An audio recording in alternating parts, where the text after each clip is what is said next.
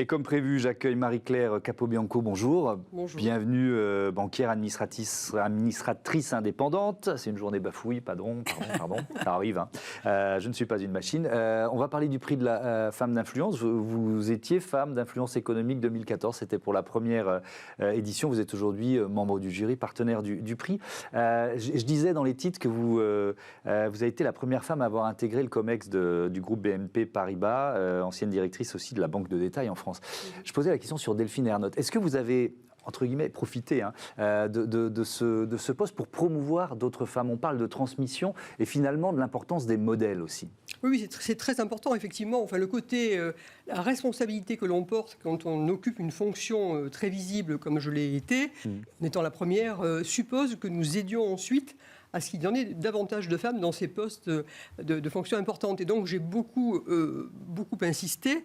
Et j'entendais Patricia parler de la mesure mise en place par Delphine Ernotte en termes de RH, ou de Marianne Barbaliani plus précisément en termes de RH. Et effectivement, c'est une mesure que nous avons prise également, enfin que le groupe BNP Paribas avait prise à l'époque, qui est de dire nous ne pouvons pas avoir uniquement des candidats hommes pour certaines fonctions, il faut systématiquement des femmes. Et puis après, bien sûr, le choix se fait par rapport à la compétence, c'est évident. Mais c'est très important de montrer aux femmes que d'abord, il est possible d'atteindre des fonctions de cette nature-là, et que par ailleurs, il faut donc les trouver, comme vous le disiez, pour qu'elles puissent candidater et être repérées pour le faire.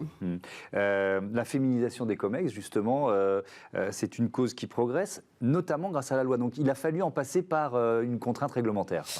Hélas, il faut... Bon, de toute façon, vous savez, comme beaucoup de femmes, j'étais contre les quotas au départ, parce que philosophiquement, on a toujours envie que les choses se passent naturellement et non pas par les quotas.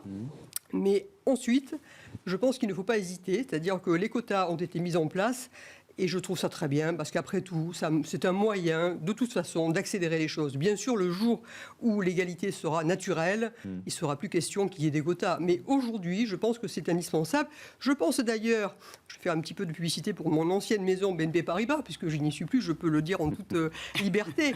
Mais le directeur général de BNP Paribas a décidé de nommer des femmes au comité exécutif. Bon, moi j'étais la première en 2012 et j'étais la première en étant patronne d'une entité business, puisque c'était effectivement la Banque de détail en France, donc une vraie entité opérationnelle.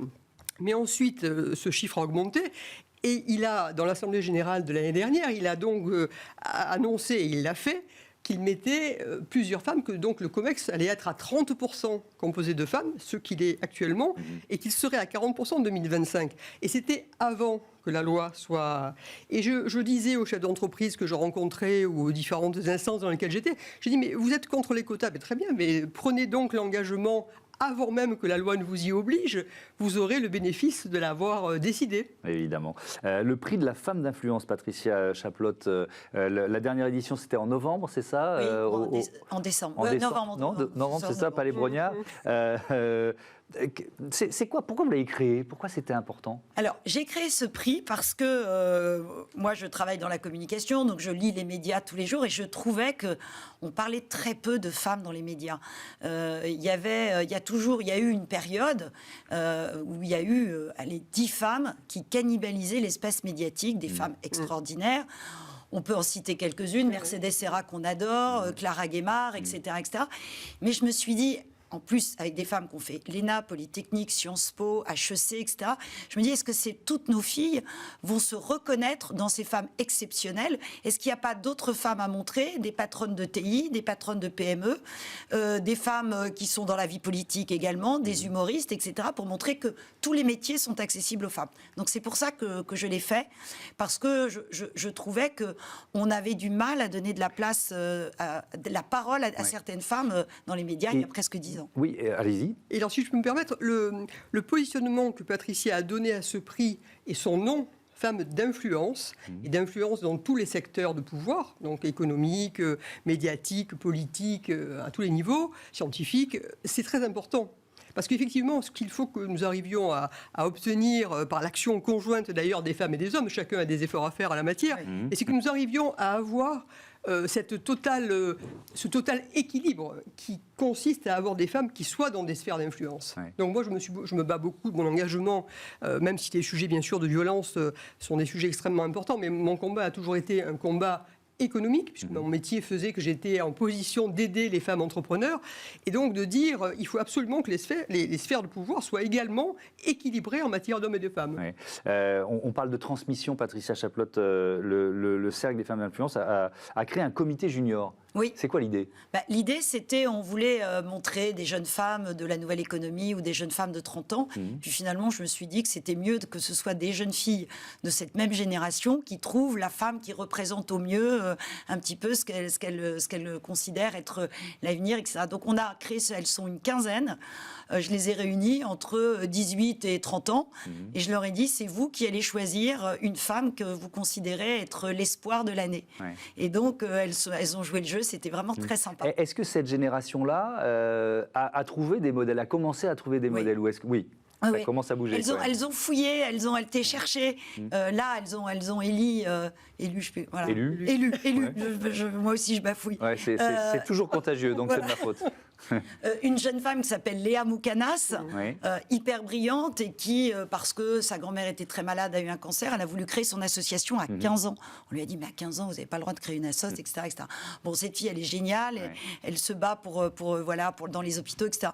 Donc elles ont trouvé, en fait, elles en ont trouvé plein, des jeunes filles qui, vous savez, aujourd'hui, moi, ma génération, on ne savait pas ce que c'était créer une boîte, alors que là, aujourd'hui, elles sont dans des écoles de commerce, elles ont déjà monté une start-up.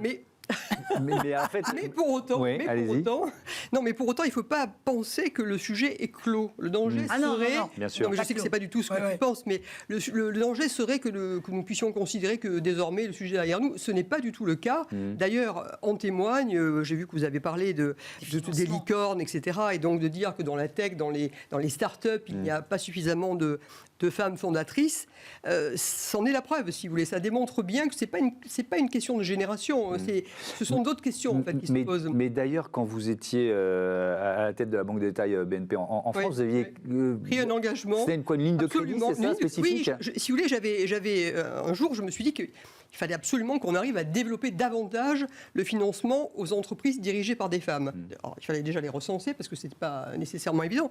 Et donc, j'ai effectivement fait cette annonce qui a fait beaucoup de buzz positif dans le monde à la fois entrepreneurial et financier, qui a été de dire, écoutez, nous, on s'engage à mettre à disposition des femmes une ligne de crédit d'investissement, de fonctionnement de 2 milliards d'euros.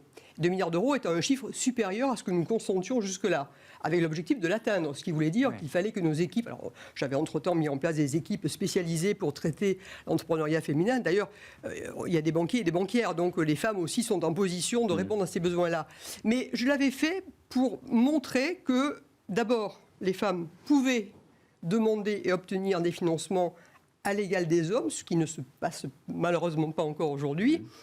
Et que par ailleurs, une grande banque pouvait s'engager sur un sujet comme celui-là. Et je peux témoigner, puisque quand j'ai voulu acheter mes bureaux, et je dirigeais une TPE de 15 personnes, j'ai appelé Marie-Claire, je lui ai dit, écoute, je voudrais acheter mes bureaux. Mon expert comptable me dit, non mais Patricia, tu n'y arriveras jamais, tu n'auras jamais ton crédit. Je lui ai dit, je te garantis que je vais l'avoir, mon crédit. Et j'ai pu acheter mes bureaux grâce à Mais le sujet le plus important, c'est effectivement le sujet du capital. Vous avez, je crois, également un petit peu... On l'a évoqué, tout à l'heure, mais c'est vrai que le sujet de la levée de fonds, là, je pense que c'est le concentré de la difficulté pour des femmes. Alors, difficulté qui tient à leur personnalité, parce que c'est vrai que des femmes arrivant pour pitcher ne pitchent pas de la même façon au départ que des hommes. D'ailleurs, aussi bien Tatiana Jama que Céline Lazorte, qui ont créé, donc, elles aussi, puis qui sont à l'origine de Sista, le racontent dans leur histoire personnelle en disant on est arrivé devant les États-Unis, les Américains, ils nous ont dit you want to create, to build an empire.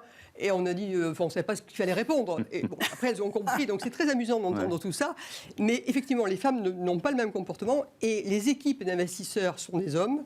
Et par conséquent, n'ont pas les mêmes questionnements pour elles que pour des hommes. Alors, un constat des chiffres INSEE qui sont sortis il y a quelques jours, publiés le jeudi 3 mars, 22%, c'est l'écart moyen des salaires entre les hommes et les femmes en 2019. Alors, si on compare à 95, donc c'était longtemps auparavant, le chiffre est en baisse, puisque c'était 27% en 95, mais enfin bon, les inégalités de revenus sont encore bien présentes. Vous venez d'ailleurs de publier dans la Tribune un texte, un manifeste pour l'émancipation économique des femmes, que vous signez toutes les deux avec une vingtaine de personnalités féminines. Il y a cette inégalité-là. Quelles sont les inégalités principales que vous dénoncez ?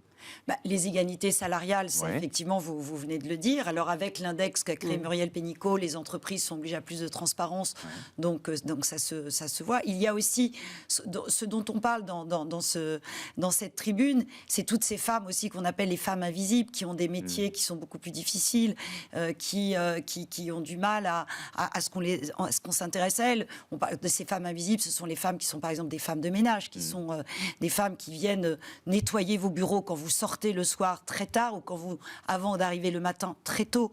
Aujourd'hui, il y a des entreprises qui le font. Il y a des entreprises, nous on a accepté chez Hopscotch d'avoir les femmes de ménage dans la journée avec nous pour qu'elles puissent rentrer chez eux, s'occuper de leurs enfants, parce que c'est souvent des familles monoparentales.